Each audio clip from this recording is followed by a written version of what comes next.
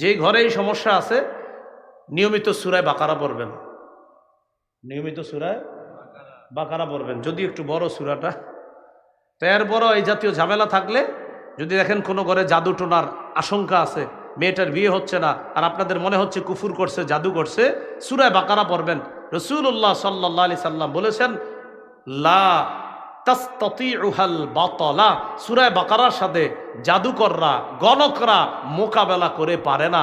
যেই ঘরে সূরা বাকারা তেলাওয়াত করা হবে, ওই ঘরে কাউকে যদি জাদুকারীরা ক্ষতি করতে চায় তাও পারবে না ইনশাআল্লাহ। জাদু আমরা কাউকে করব না, আমাদেরকেও যেন কেউ জাদু করতে না পারে, তাই বলেন সবাই তাই।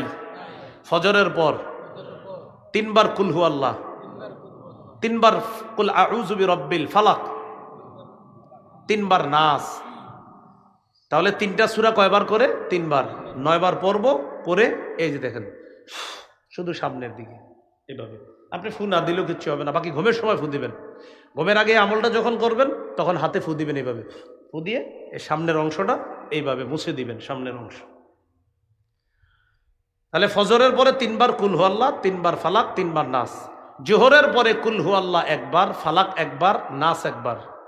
আসরের পরে কুল হু আল্লাহ 1 বার, ফালাক 1 বার, নাস 1 বার। মাগরিবের পরে কুল হু আল্লাহ 3 বার, ফালাক 3 বার, নাস 3 বার। এশার পরে কুল হু আল্লাহ 1 বার, ফালাক 1 বার, নাস 1 বার।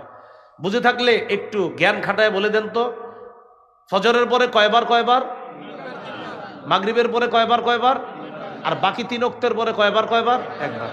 মাশাআল্লাহ।